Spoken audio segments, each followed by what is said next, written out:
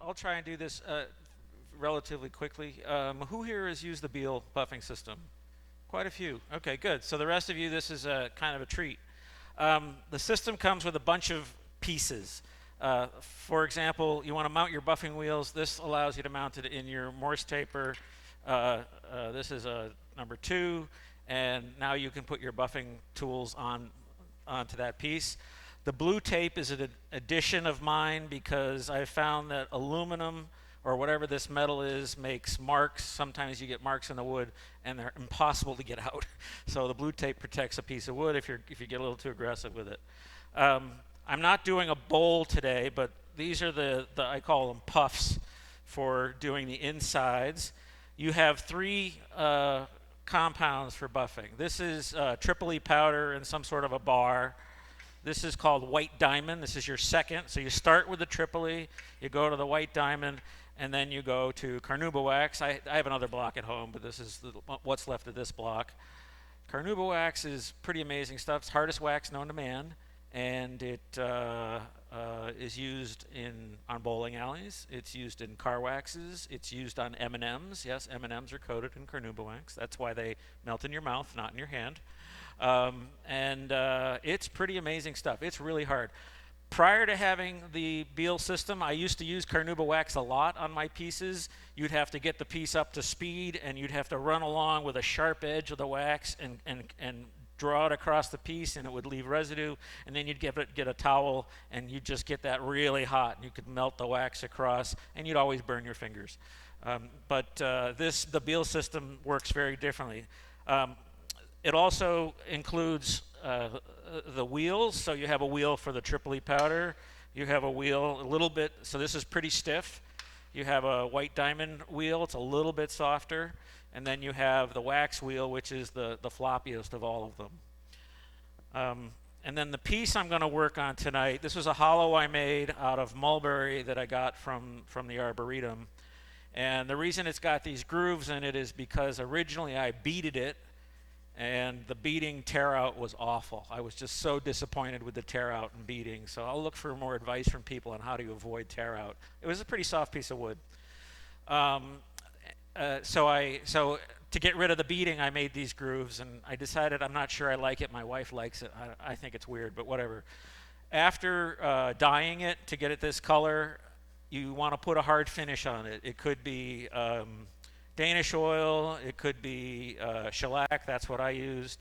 It could be polyurethane, it could be lacquer. Some hard finish you want to have on this because that's what you're really going to, put the shine on with. I've never done this with mulberry, so I'm not sure what we're going to see tonight, but it should come out all right. This has a coating of sanding sealer right after I dyed it, and then a little bit later I put the shellac on it. If you looked at this close, you'd see it's pretty rough, right? There's some bumpiness to the finish. We're going to take care of that. So the first wheel you start with is the Tripoli wheel, right? And you spin that in and turn this beast on. The faster it goes, the harder the wheel gets, and I don't want to be doing this at over 2,000 RPMs, which is where it was. So we're going to bring it down, I don't know, probably 600 RPMs, maybe a little higher, depending on the wood. You use the Tripoli powder, which is in a bar. You barely have to put any on the wheel. I'm trying to find the speed that I like. This looks about right. I have a dedicated lathe at home, a little Jet 18-inch, 12-18. I also have a rubber pad that I have glued to the ways, because sometimes when you're putting a piece up against the wheel, it gets yanked down and you hit the ways and you get a nice little dent in your work. And so the rubber pad prevents me from denting. We've all done it. I can see the heads nodding. Oh, yeah, I've been there, right? You barely have to put this on the wheel. You just hold it up there, just enough to get a little bit of the Tripoli on there. And then you take your piece and you just start going around. And you just buff. Try to get perpendicular to every surface. Go all the way around, work your way around the piece. I might have this go a little faster. And I'm using the corner of the wheel to get into the grooves. The one thing you'll notice when you're working with the Tripoli is it does leave a little residue, but you'll be able to get rid of that with the next wheel. And so I'm just going around this, making sure I hit the whole surface, all of the surfaces. This piece is a little bit tricky because of the grooves that are in the piece, so I can't really get into the corners as well as I'd like. But you can see how this might get yanked down if the wheel was going too fast or I wasn't paying attention. It get yanked and it'll hit the ways. Like I said, I've never done mulberry, so I don't know how this is going to respond.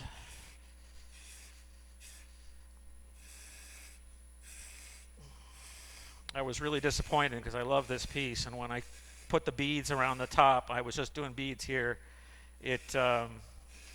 Half the beads were tearing out, and I thought I was going fast enough, but so I tried to get creative with my mistake.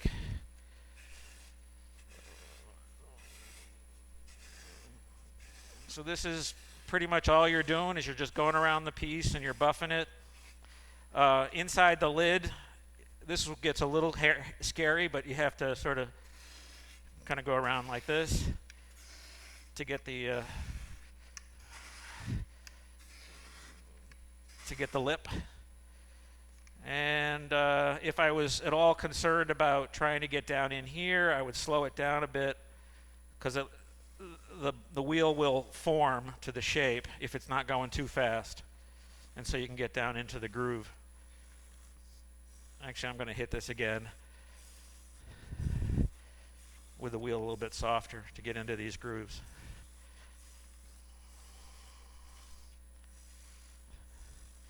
But you might be able to see it. I don't know, what are we on here? Looking down, you can see some of the darkness in here. That is probably residual left over from the Tripoli.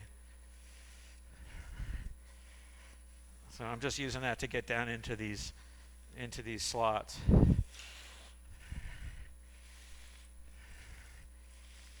And so this is it. You just spin it around. You keep going until you've hit the whole surface. And then you switch to the next, I think part of the problem too is this is not sanded particularly well. Again, sanding down in these grooves is a pain in the neck. I think I was so disappointed in what happened to the piece that I almost gave up on it. And then I just said, well, I'll keep going with it. It'll be a good example for tonight. So then you change wheels. Oops. You drop it on the ground. I do this all the time. I drop the wheels almost every time I use them. Switching to the white diamond. Get that in there. Thank you, Bruce. All right. Now this wheel's a bit softer, so we'll pick up the speed. Same thing. You barely need any powder on it. Eventually the wheels get a little funky. Stuff gets trapped in them. You take a coarse piece of sandpaper and a block of wood. You just push it up to this and let it spin, and it'll clean the wheels right off. I have a dust collector hood behind mine, so I tend to run my dust collector just so I don't have to breathe whatever it is it's throwing up in the air. Then you go to this step. Oh, that's a little bit fast. And you work your way around again. So now what's happening is clearly each the powders, this is coarser than this one, so it's getting smoother, but any residual that's left over from the Tripoli is being taken off, and you might even have noticed that the wheel got a little darker as I was buffing. And so you just keep going around.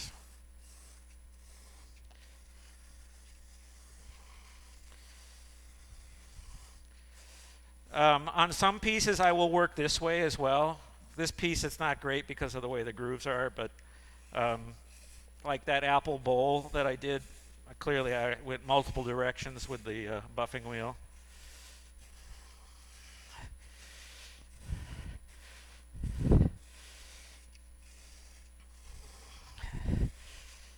So my wife seems to think that this piece will be awesome when it's buffed, and I'm still doubtful, but what do I know? I'm just the husband, right? Yeah, that's true. Did everybody hear what Bruce said? Beauty's in the eye of the beholder. So I'll give it to her. And then I got to make sure I do the top like they did before with the other one.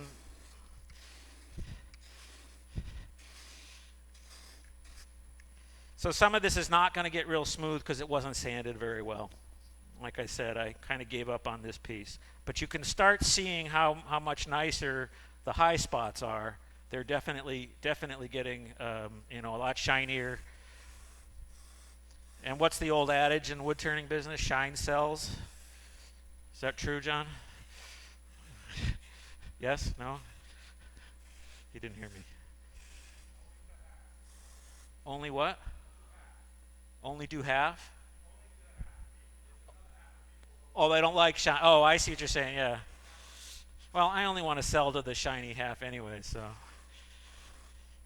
So there's a knot right here, and the knot has actually started to take on a shine, and I haven't even put any wax on that piece, so that's kind of cool.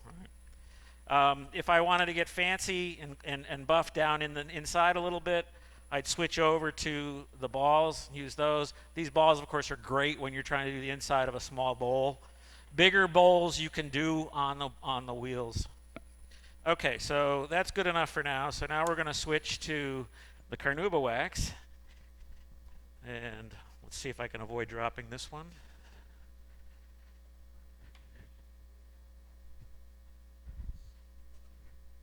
Oh, yeah, it probably doesn't look that obvious, but I'm holding on to that thing so it doesn't get thrown down into the bed or thrown out of my hands. And I've had pieces torn out of my hands in the past, and I've hit the ways more than once. And the worst time of a whole process of making a piece is denting it while you're putting wax on it, because you are done with that piece and it's the last step, and then you put a dent in it and you're like, we all know those expletives. Okay, so let's bring this up. Now I tend to run the wax a little bit higher. The way carnauba wax likes heat, because that's how you get it to melt. And I just throw a bit of wax on the piece. I might come back and hit this again. By the way, I love the smell of carnauba wax. I don't know what it is about it, but so that's going pretty fast, but this wheel is really soft.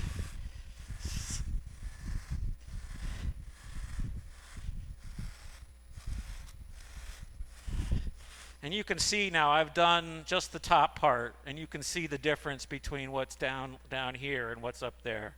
It's just so much. I mean, the shine is just popping.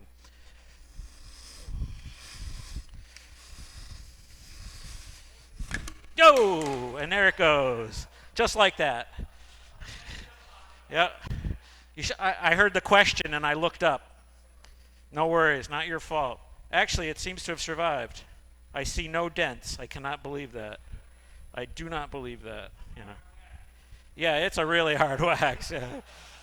So you get caught on an edge, and that's what happens. Now, my shop has too many hard things in it, so guarantee that when a piece goes flying, it's going to hit something hard and get dented. But I heard, what was the question that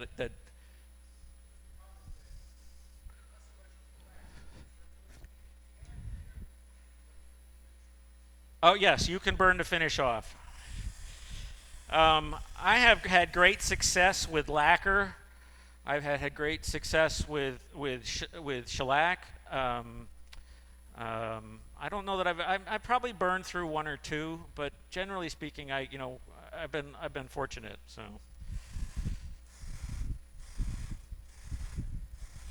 What's that? Keep it moving. Yep. Otherwise, you're going to get burn marks or worn out spots. Say again? Right now, it's about 1,600, so it's up there.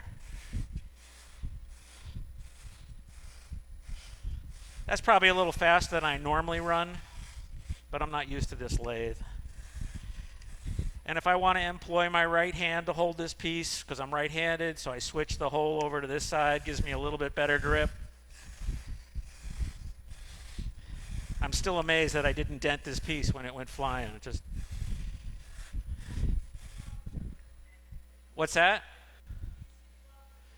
Yeah, there you go. Yeah, I don't know. What do you think? Is that interesting or is that weird?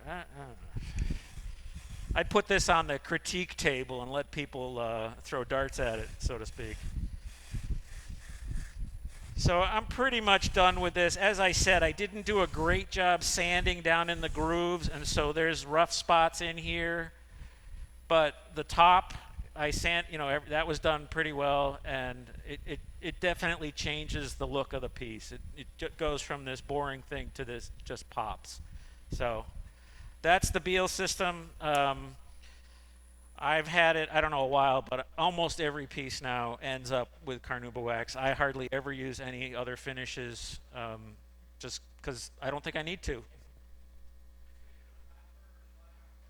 Yes, some sort of hard finish underneath, whether it's shellac, lacquer, Danish oil, some sort of, you could polyurethane, something hard. I think if you read the Beall stuff, he talks about using Danish oil, but I've used lots of different hard finishes underneath.